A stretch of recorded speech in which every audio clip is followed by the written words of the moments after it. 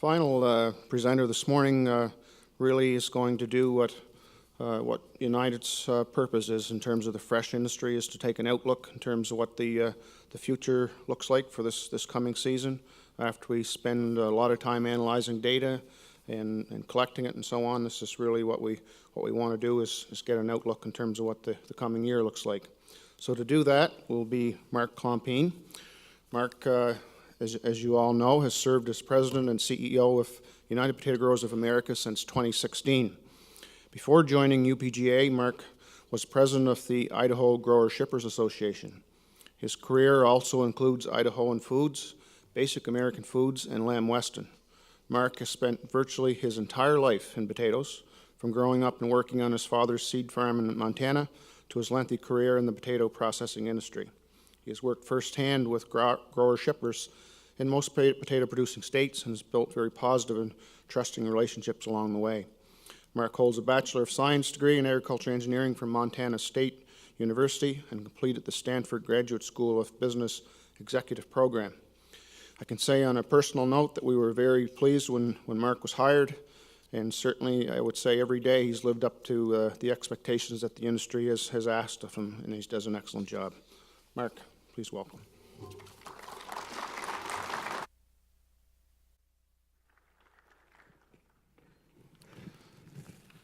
Kevin, thank you very much for that, and good morning again to everyone. You heard some really great presentations so far today. Everybody did an excellent job on industry updates and what's going on in the rest of agriculture, certainly in the potato markets. I'll tell you, so Cedric, I too, like you, am not going to practice veganuary, I think it is. But unlike you, I'm also not going to practice dry January, so just in case anybody wanted to buy me a drink, I thought I'd throw that out. Are these just a take, George? Are these free? You can just have these? So what I want to do this morning is, like it says there, provide a fresh market update and outlook. I'm going to kind of do that by talking about some trends in the different varietal segments of our industry.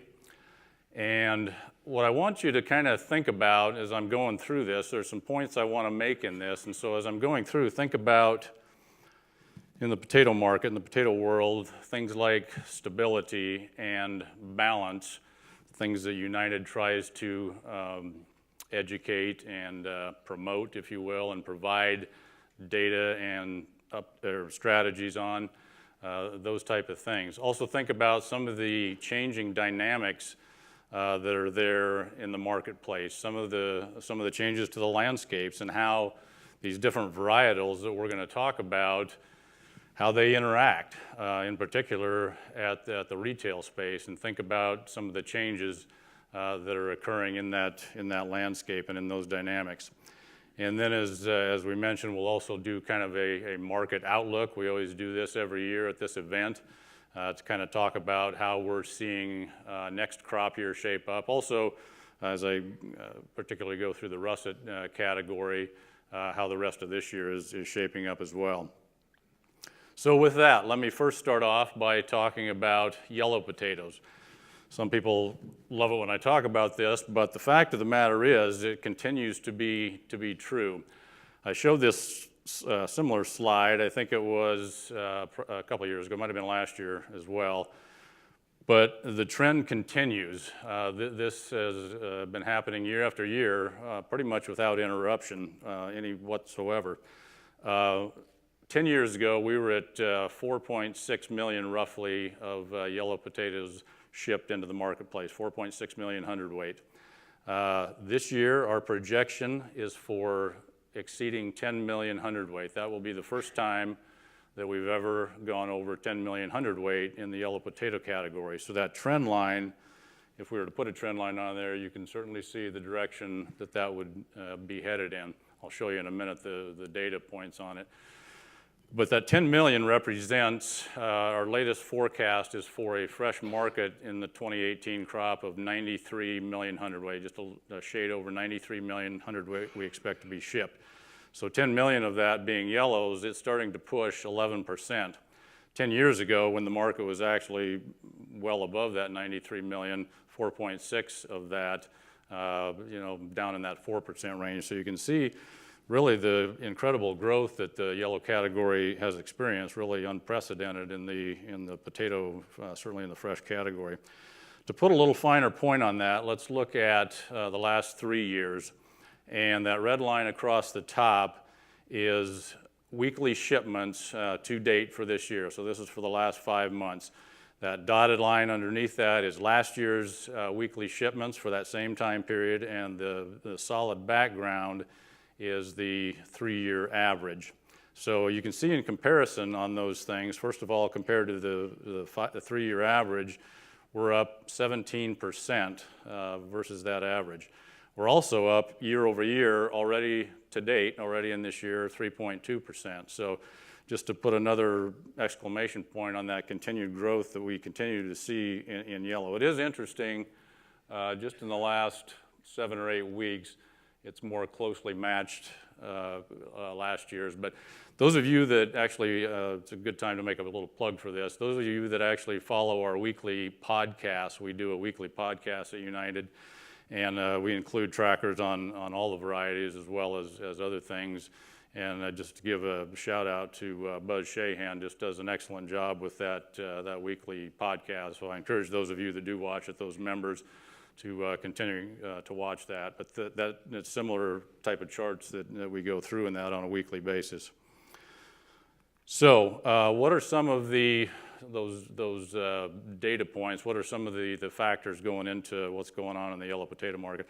The average 10-year annual growth rate on that chart that I showed you is 9.3% positive. Again, that's pretty incredible for a fresh potato category. The August, as I just showed in the last chart, the August through December of this year shipments are up 3.2% already in this year. So you say, well, what happens in the price dynamic with that kind of a supply situation? Oftentimes, when you have a marketplace, particularly in some of the other categories we'll talk about in a minute, in potatoes, where there's been expansion or growth in supply, sometimes price can be the casualty. However, in spite of the growth in this yellow potato segment, we have seen continued stability in that price. Right now, the 10 5-pound bale price remains, and this is actually a little bit older, a month or so ago, in that $12 to $13 range. Actually, there's many areas that are much higher than that right now. So, unlike reds, let's say, and russets, certainly in the red category, the Red River Valley, for example, is the dominant player in the fresh market in red potatoes. In russet potatoes, certainly the Snake River Plain is the dominant player. Some people know it as Idaho, I think. In the yellow market, however, there is not a dominant geographic region that dominates in that yellow market. This growth and this expansion has occurred at different rates, certainly, but throughout the entire geographic region where we grow yellows, which is in most of the potato growing areas. But we still have to continue to ask the question, and the point I want to make in this is that at some point you certainly are going to reach that inflection point. We're going to look at the red graph right after this, and I'll reflect back to this, but we have to continue to ask ourselves, how many yellow potatoes will the market accept and still give those positive returns? So with that, let's shift gears to red potatoes. Just to give a shout out on this slide, I want to thank Dave Moquist and Moquist Farms for providing the potatoes for this picture. Those are great looking red potatoes. Dave, thank you. This was your potatoes, right? If not, let's say it this way. We don't know that they weren't his potatoes, so I think they're pretty close to looking like that. Here's what the 10-year trend looks like in red fresh potato shipments. What I talked about in the yellow category, look at what happened in the first 5 years of this chart. You saw a similar growth trajectory. And so reflect back to that yellow graph, and it was a very similar story from 2009 through about the 2014 crop. You saw that increase in growth rate. Now, since then, more of a flattening, a little more stability, if you will, more balance. And this year, we're actually going to drop our projection slightly below 15 million hundredweight shipped. So that 14.8 million of our projected red shipments out of the 93 million total that we expect is around 16% of the total market. Now, you really can't talk about this graph without mentioning a couple of factors that go into it, because probably more than the other varieties, there is an impact from Mother Nature. As I mentioned, the Red River Valley being the dominant player in the red category, certainly because most of the potatoes, fresh potatoes grown up there are dry land, a little more susceptibility to the whims of Mother Nature. And that certainly occurred the last couple of years. If you go back 2 years ago to the 2016 crop, Mother Nature was unkind in the valley, and that number probably would have been closer to those numbers had that not occurred. Last year, Mother Nature was more kind. The Red River Valley had very good yields and a very good quality crop, and that number probably would have been a little lower had that not occurred, probably below what we're projecting for this year. So just to put it in perspective with that dynamic, but maybe Mother Nature knows what we're trying to do in that balance and stability. Certainly, we've seen a little bit of that occur in the red market. So what are some of the data points? Again, the 10-year average growth rate is a positive 1.7% if I would have put a trend line on that entire 10-year period. So pretty flat, pretty stable, and certainly the last 5 or 6 years. And the red pricing is, I think we would certainly say, more stable today than it has been most ever before, honestly. And we attribute that to, there's a number of factors at play here, but the utilization by growers of market information, the things that we do at United, things like the grower collaboration that happens on a very regular basis in that world, we believe really provides that value and that benefit to that market. Honestly, more areas are doing shipping more reds and yellows, honestly, but more areas are doing a better job of selling a good high quality product into the marketplace. And when you have high quality sales organizations that are selling a high quality product, it actually does a good job of lifting all boats, so to speak, and we see that reflected in the ongoing market there. The other thing that's happening is the business culture in reds and yellows is shifting somewhat. It's not what it was 10 years ago, and as I get a little further on, I'm going to talk more about the dynamic of what's going on in that part of the marketplace. All right, let's talk about russets. These are Wada Farm potatoes. Brian, thank you for providing the photo for that. All right, 10-year look here. You can see the trend. This is a different trend, obviously, than what's going on in the other categories. Starting over 78 million there on the far left 10 years ago to where we're at projecting today at just under 71 million. That trend line obviously would be in the slightly downward direction. Now, if you go back 4 years, other than a big yielding crop in 2016, you would say, okay, there is a little more stability in that as well, perhaps, in that russet market.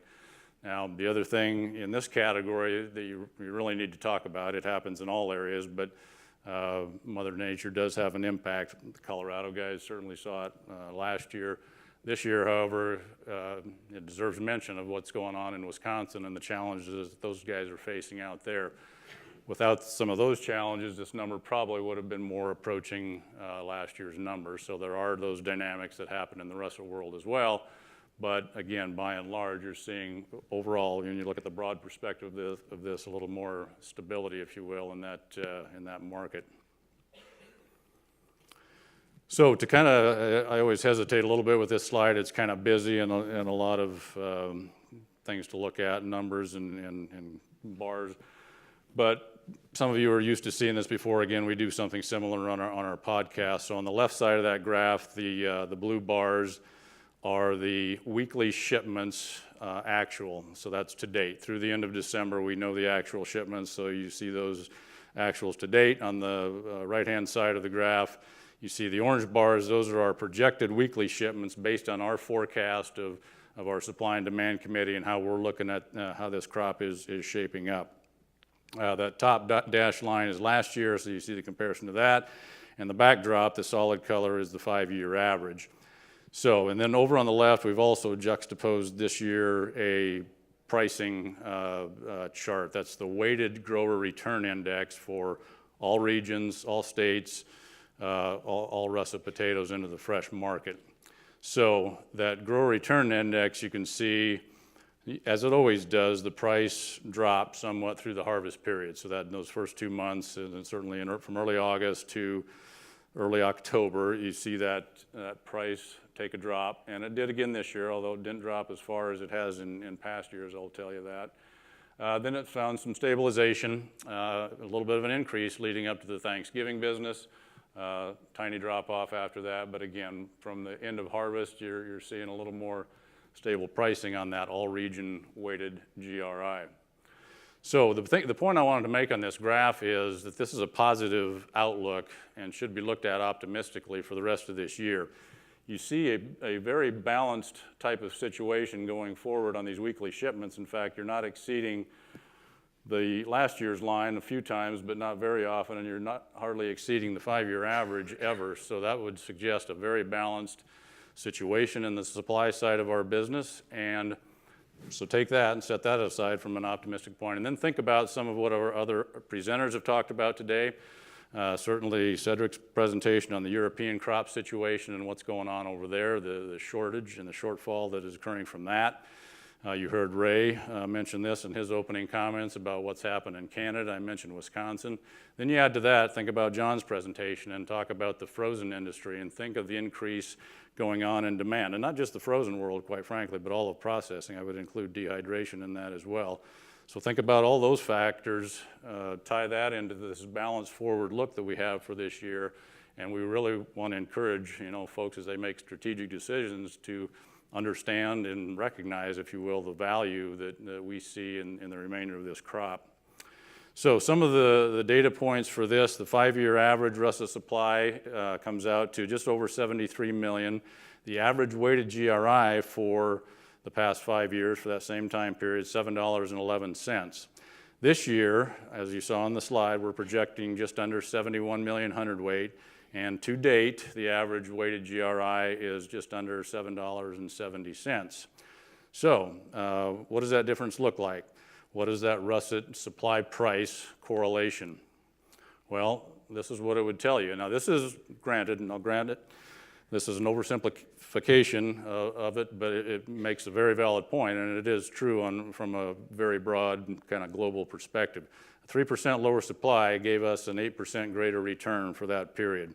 So that example you can see there, if you grew 97 acres, you would get that better return than growing 100 acres.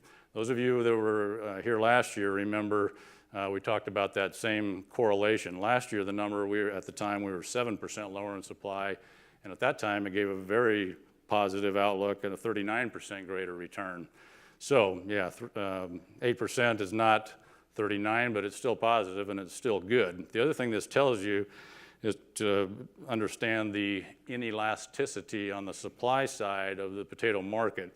A very small or relatively small changes in that supply situation give much bigger changes in the return situation. All right, I'm going to shift gears and talk a little bit about that landscape I talked about a little earlier and some of the changing dynamics in that. This is also something we do on our podcast, and it's a look at the retail ad report. And the thing to note here, you can certainly see what's happened in the russet category. That's a pretty significant drop-off of stores with ads as we look at this. The thing to focus on here, this 12.3%, that's a number that people have to realize and recognize is happening. We're not sure exactly what's driving that. Certainly price is a factor from year to year on these things, but it's something for us to understand and strategically be thinking about. We're seeing that pretty significant drop-off in overall ads. The other thing to keep in mind here is this, just remember this relative price line on the promo price for russets versus reds and yellows. Russet's significantly below that, although if a shopper is in a store and now they are thinking differently about what they're putting on the table and looking for colors or something, they're going to say, well, for 50 cents or for 60 cents more, I might pick up reds or a bag of yellows versus russets. But just remember that lower price as I look at the relationship on the ratios of the ads on this next slide. The bottom line to this, look at this year's ratio. This is per 1,000 hundredweight shipped, almost 3 to 1, that's 2.8.